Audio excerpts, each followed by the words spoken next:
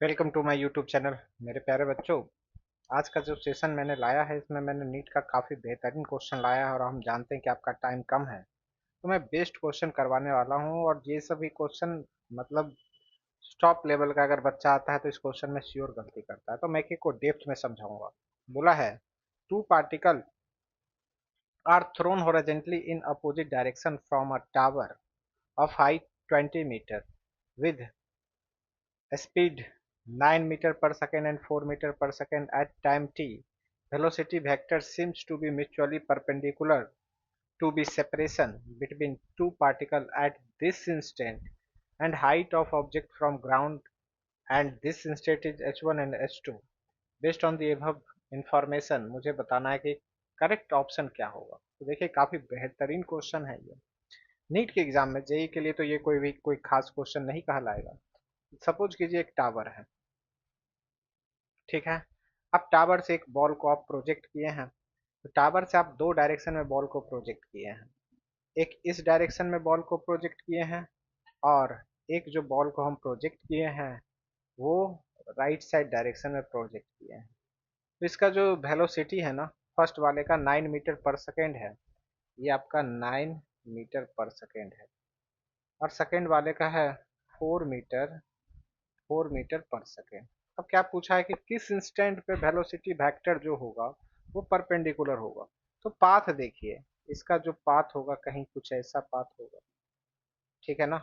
और इसका पाथ कहीं कुछ ऐसा होगा, ये कुछ ऐसा पाथ को फॉलो करते हुए, इस पाथ को फॉलो करते हुए आ रहा होगा। तो किसी इंस्टेंट पे जरूर होगा जब वेलोसिटी वेक्टर जो होगा वो परपेंडिकुलर बना रहा होगा।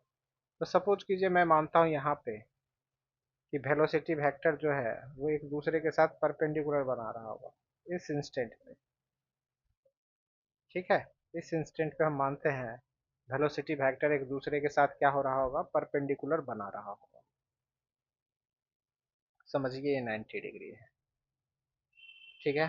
तो 90 डिग्री है, तो इस वक्त मान के चलिए मैं मानता हूँ कि इसका वेलोसिटी v1 मानते हैं और इसका वेलोसिटी v2 मानेंगे कि किसी टाइम t पे ऐसा हो रहा होगा, इसका वेलोसिटी v1 होगा v2 होगा, तब इसका जो वेलोसिटी वेक्टर होगा एक दूसरे के साथ 90 डिग्री मीन्स आपस में परपेंडिकुलर एंगल बना रहा होगा, ठीक है ना।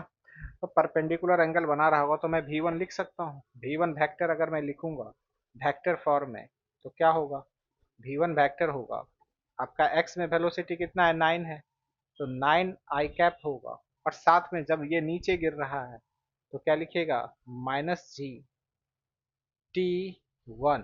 क्या होगा, gt1 मान के चलिए t1 टाइम में ये यहाँ पे है, t2 टाइम में यहाँ पे है, तो v2 कितना होगा, v2 जो होगा वो होगा 4 i कैप -6। और यहाँ पे भी क्या लिखेगा, माइनस, क्योंकि अगर आप राइट को पॉजिटिव मानते हैं तो लेफ्ट को क्या मानिएगा, लेफ्ट को आप निगेटिव मानिएगा। इसलिए मैंने v1 को अगर 9 लेते हैं तो v2 को आप क्या लेते हैं, बच्चा इसको भी 4 ले लेता है, जो कि गलत है। ओके, अब चलिए, ये हो गया आपका -g2। अब हम जानते हैं कि जब भी कोई चीज परपेंडिकुलर होता है तो उसका डॉट प्रोडक्ट क्या होता है, वेक्टर फॉर्म में जीरो होता है।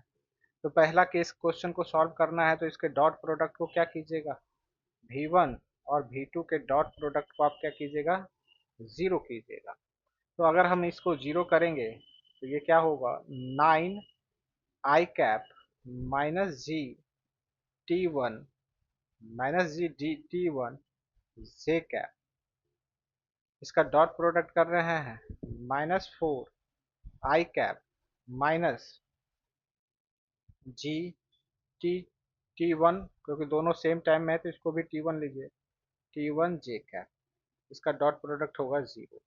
अब डॉट प्रोडक्ट अगर आप करते हैं तो देखिए आपका आंसर आना स्टार्ट होगा, 9 × 4 आप यहाँ पे कीजिएगा, ये आपका आ जाएगा -36।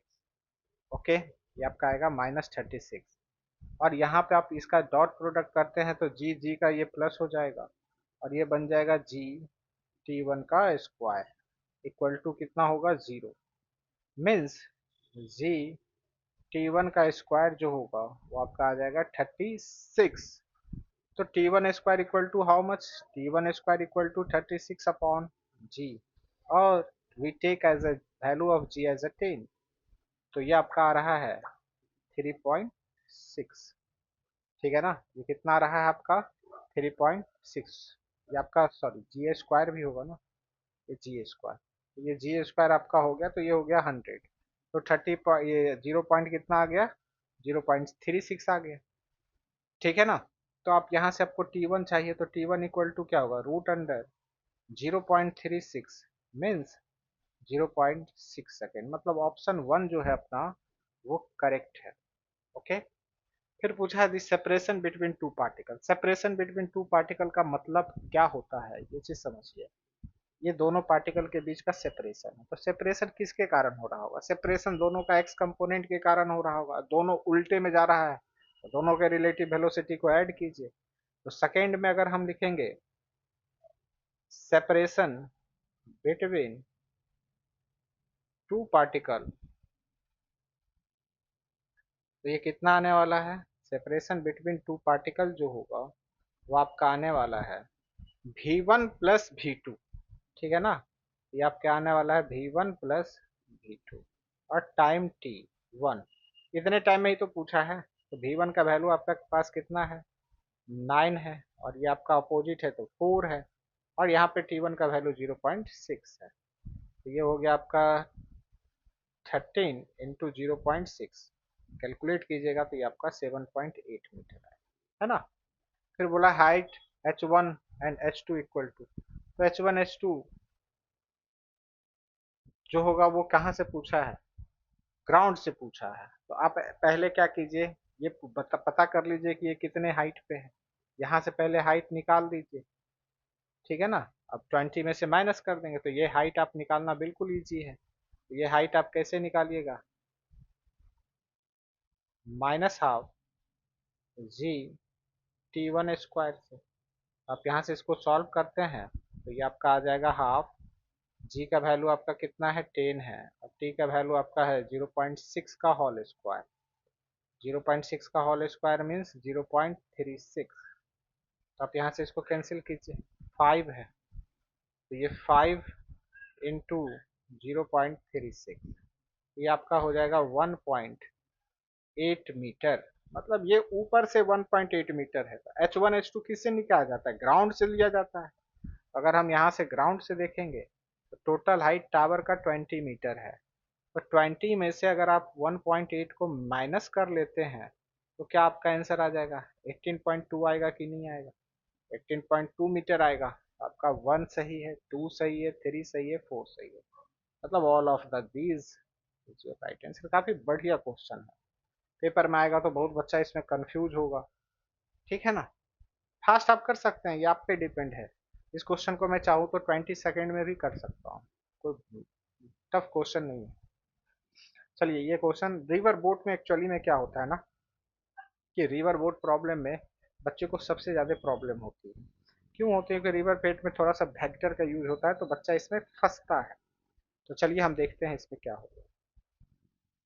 बोला है a river is flowing from west to east direction with a speed 9 km per hour. If boat capable of moving a speed 27 km per hour in still water crosses the river in half minute while moving at an angle 150 to direction of the river flow, then width of the river.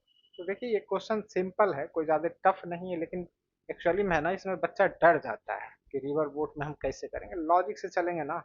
बिल्कुल easy question है, we can solve this question within a 10 second. बट आपको मैं depth में समझा रहा हूँ कि अगर आपका कोई कंसेप्ट मिस हुआ होगा तो आप इसको देख के समझ लीजिए, कि आपको रिवर बोट में प्रॉब्लम होगा तो इस क्वेश्चन के बाद आपका कंसेप्ट क्लियर कर दूंगा। ओके, तो चलिए इसको सॉल्व करते हैं। देखिए ये नदी है, तो ये नदी का एक विड्थ है। ओके, ये नदी का width, ठीक है।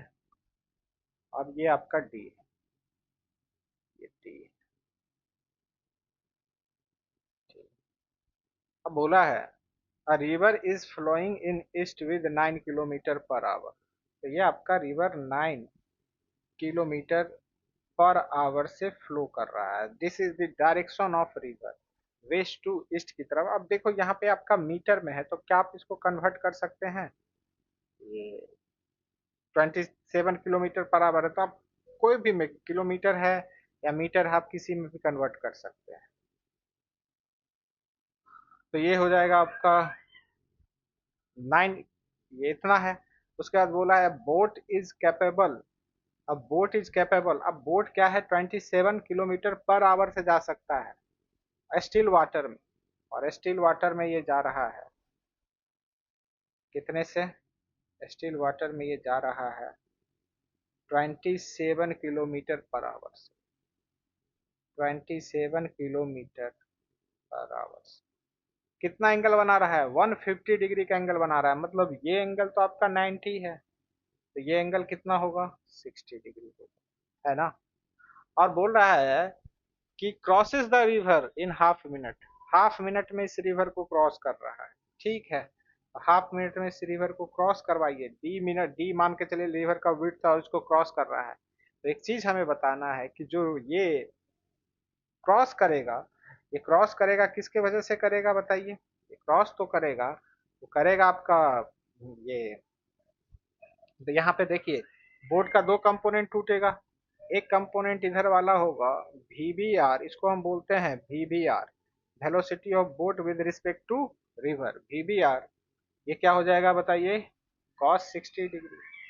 ये जो होगा वो क्या होगा, VBR sin 60 डिग्री। तो हमेशा जब नदी पे क्रॉस करेगा ना, तो वो VBR cos 60 डिग्री के कारण करेगा, ठीक है ना। वो किसके कारण करेगा, VBR cos 60 डिग्री के कारण करेगा। VBR sin 60 डिग्री के कारण ये ड्रिफ्टिंग होता है, टाइम इस पे कोई कंज्यूम नहीं होता है। ओके, तो चलिए अब हमको पता है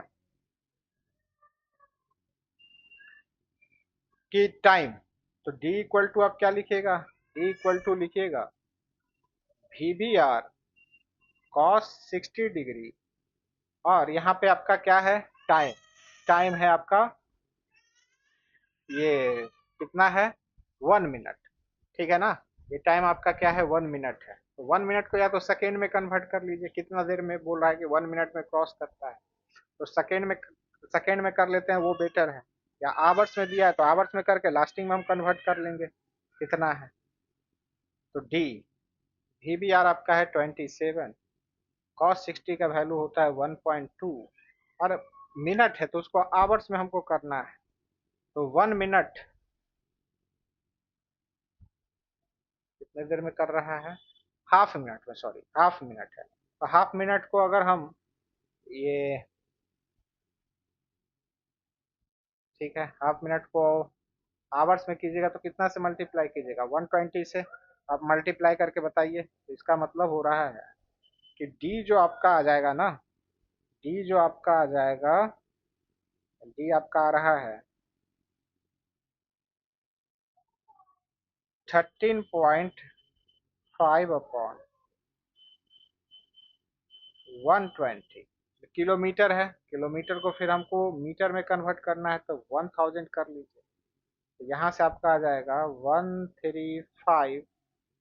13500 अपॉन 120। यहाँ से इसको कैंसिल करते हैं और सॉल्व कीजिएगा तो कितना आ जाएगा, डी इक्वल टू आपका आ रहा है 112.5 किलोमीटर। तो ये आपका राइट आंसर होगा, ऑप्शन नंबर 1 जो होगा वो राइट आंसर होगा। ठीक है, तो इस तरह से इस दोनों क्वेश्चन को हम सॉल्व करते हैं। आशा करते हैं कि ये दोनों क्वेश्चन आपको समझ में आया होगा। Thank you.